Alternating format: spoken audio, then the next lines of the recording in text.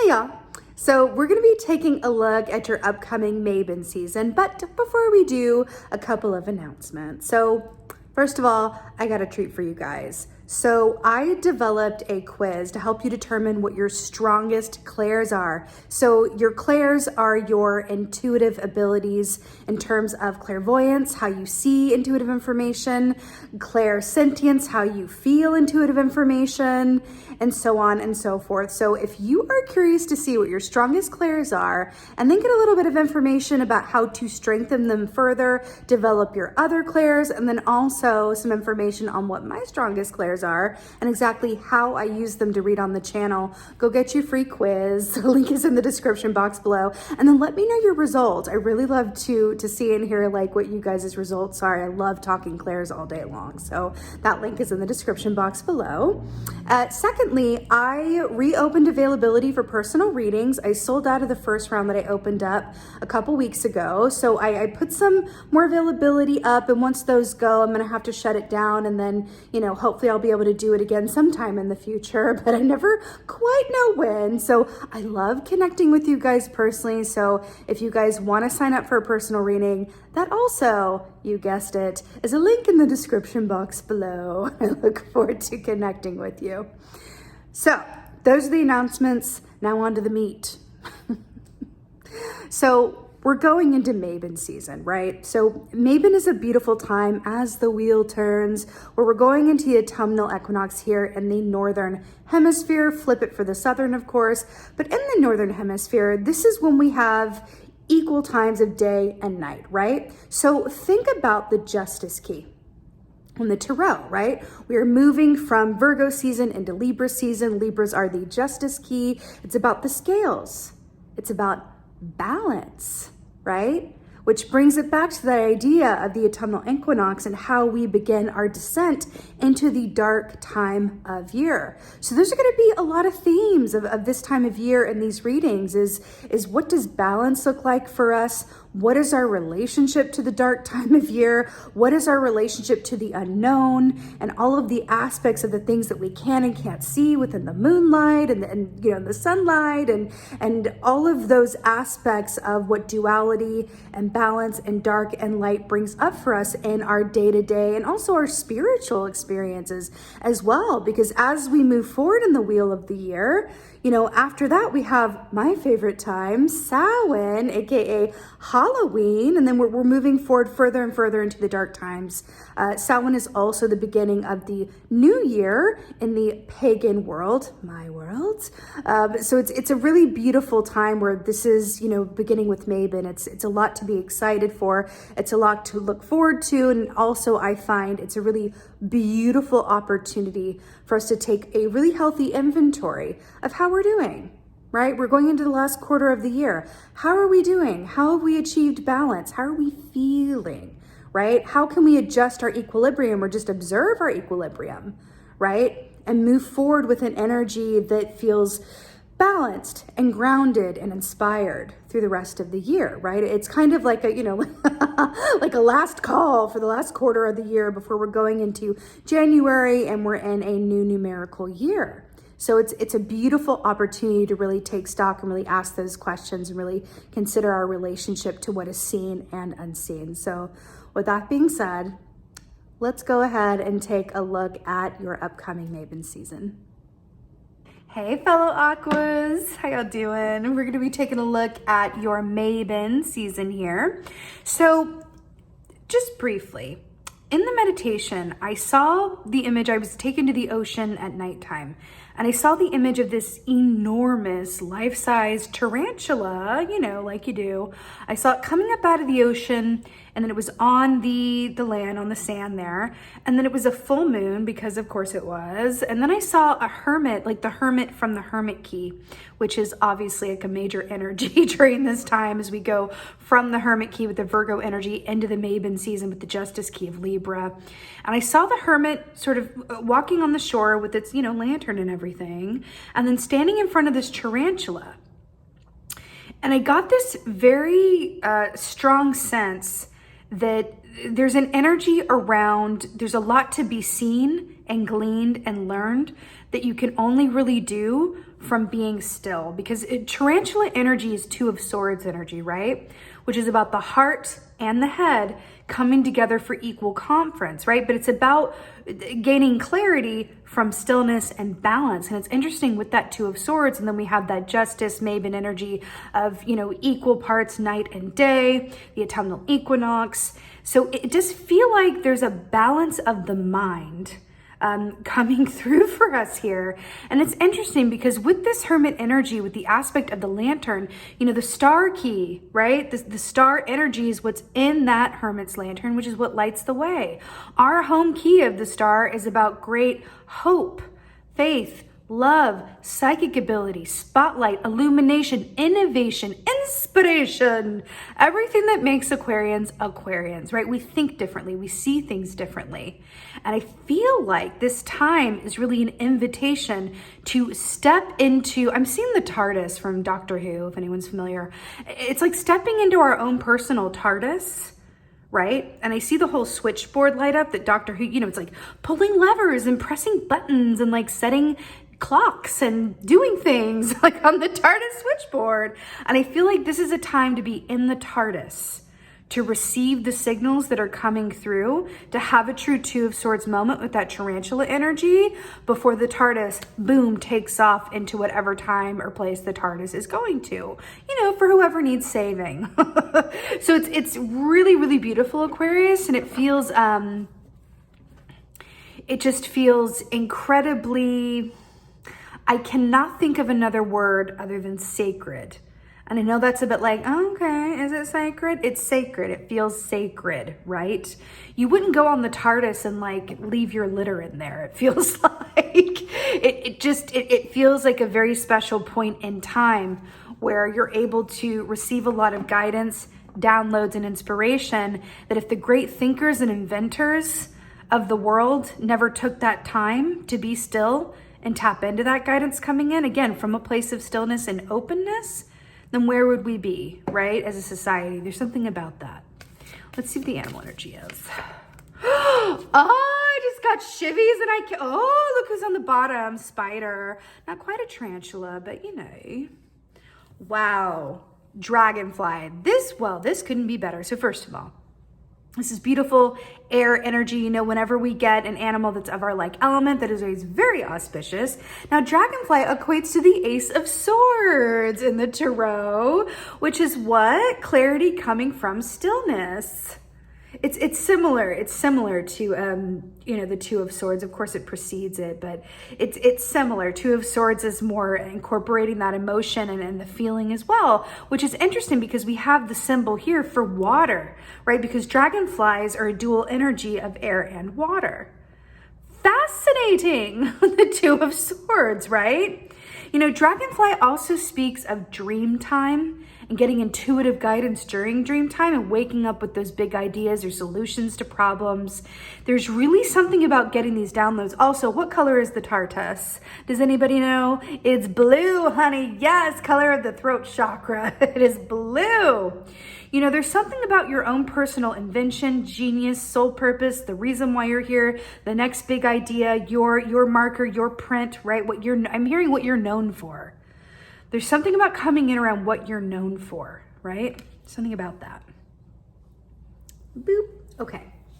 Also, Ace of Swords, dragonfly is about writing as well. So there is something about, being able to be in a place where you're writing or dictating or getting that information and translating it in a way that is tangible, right? Taking it from the ethereal into the tangible. Let's see what's going on. Boom. Yeah. Yes, that just happened. Yo, my. Oh, hello. So we got the Four of Wands here. We got the Fool here. And the Empress. I mean. So Four of Wands, right? First of all, we got the moon here. This is the Nocturnal Guardians of the Night deck, of course. So perfect for the Maven time. But Four of Wands, this is about happiness, celebration, 1111, synchronicity. What's really interesting here as well is we have 2 and 2, right? So it is 4, but we saw that 2 of Swords. There's something about that. You know, the Four of Wands is also about joy. It's about harmony. It's about truly appreciating and thriving from exactly where you are. Right? It's about thriving from where you are. You know, I always feel like an aspect of the Four of Wands that we don't talk about very much is that your perspective dictates your Four of Wands experience. Four of Wands doesn't have to be, and it's honestly, a lot of the times it isn't like physical things happening for you. Like, you know what I mean? Like, you know, good luck coming your way in the form of like, you know, an offer or, you know, I don't know, like a soulmate or like a whatever. It's so often your perspective is on point and aligned and balanced, right? And thus you're in a Four of Wands experience, right? Sometimes that having reason to celebrate and feeling that joy it doesn't have an external cause. It's really an internal root. It's an internal source of joy, an internal source, because everywhere that you look, you're able to be grounded in that deep appreciation and gratitude, right? There's something about the perspective that feels like it's commenting on the Four of Swords, but also this can speak of matters of the home where you're located and also sort of deriving a different perspective from that place of, wow, okay, really tying into my roots and where and how I feel grounded, right? Which also links to your perspective and helps balance that. So it's almost like you're rooting downward and it is positively affecting your mental sphere, right? Then we have the Fool here. Hello. Major Arcana, fresh, brand new starts, new beginnings, journeys. This is also a love of life. This is a love of the universe. This is the love of just being here in these human meat suits, of the experience of it all, right? This is about, ooh, I have an excitement and a youthful fervor where I may not know exactly what is coming up down this road, but I'm just really happy to be on the road. Right? You know, I also feel like an aspect of the Fool energy is enjoying the time before you get what you want or where you're going. And I always feel like that's very exciting because there's also, not only is there limitless potential there, but there's also a spice of the unknown, the joy of the unknown. Sometimes the unknown can be joyful if our perspective is balanced, right? It's like, ooh, I don't know what's gonna happen, but I'm excited. It's like going into a movie that you've been really looking forward to seeing, or a show coming out that you've really been looking forward to. It's the joy of the unknown. And you're like, oh my God, what's it gonna be? What's gonna happen? And that time before, it's like after you've watched it, even if it was great, it's never as good as that time before when you were really excited about it, looking forward to it. Really getting that with the Fool energy here. You know, I'm also getting a special message. You know, the Wolf Moon happens during Capricorn season, and I'm getting a very special message around that. Whoa.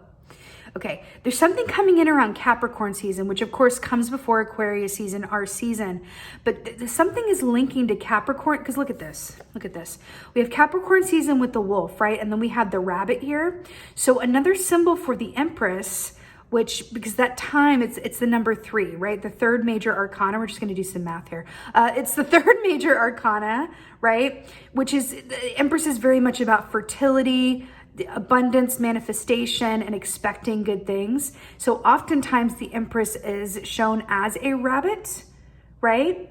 So it's really interesting that it's coming up in this way. There is something, I feel like they're commenting on Capricorn season through to like March, April time, like Ostara time, or Easter if you're so inclined. There's something about that time period that's being commented on right now. I feel like this incubation period is somehow informing what is to come in that time frame. It's so funny. Like the other readings that I've done for Maven, it's like, no, we're talking about the Maven time. And then of course, for the Aquarius reading, I'm seeing, you know, the Time Lord, Doctor Who, jumping around to the futures. And then we're getting a glimpse of future that goes way beyond this Maven time frame. And it's like, boop. Did you think that we weren't going to get some glimpse of the future? Like it's interesting here how this is coming across, but it feels incredibly important.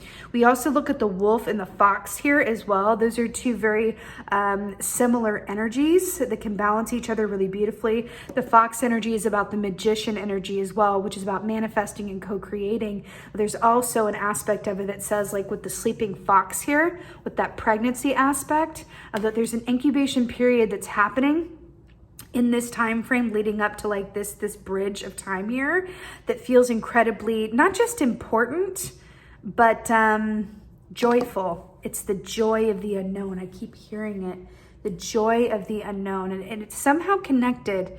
There's something either coming through dream time or writing, either you writing, getting an idea for writing, something happening with writing, or even communication. If the work that you do or your soul purpose or whatever this is, there's something about communication that is being streamlined and further actualized, but actually reinvented or revolutionized, right?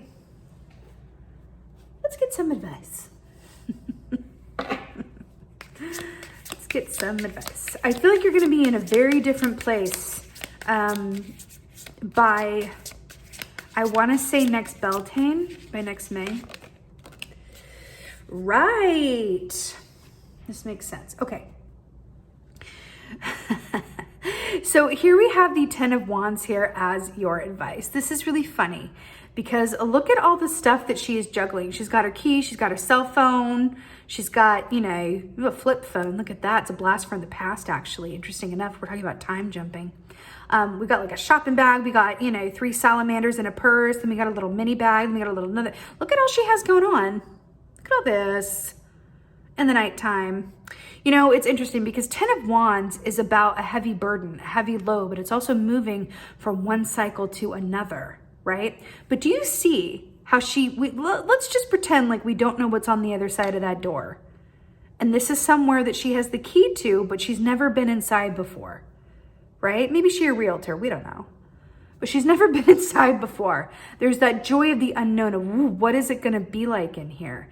I feel like this is very directly commenting on what we've been talking about the joy of the unknown, but there's also an aspect of laying down those wands, laying down those efforts and knowing that this is the time of 2 of Swords and to really allow yourself to be in a place where you're able to receive new information, direction, insights, and inspiration, okay? I wanna plug you into the TARDIS, right? And get you really full and electrified so that you can get in that TARDIS when it's charged and zip forward into this new site. There's something new coming. But there's a lesson in it, or the timing is working out where you're really being called to really allow yourself to receive, because it's going to dictate something that's coming through for you with the joy of the unknown. Let's get an oracle. I'm feeling like a divine feathered messenger because why not? Why not? Ooh. I just got chivies. And I'm so here for it. Meadowlark. Smile.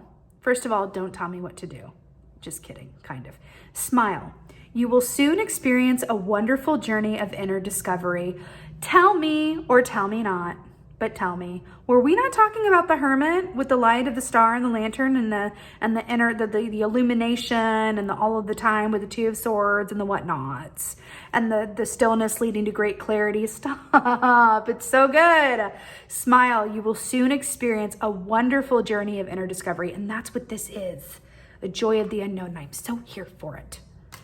That being said, my beautiful fellow Aquas, I'm wishing you a beautiful Mabon season. A couple of reminders: if you do want to find out what your strongest clair is and some exercises on how to utilize that clair and really turn it into something that is a real superpower that you can utilize, especially during this time, honeys.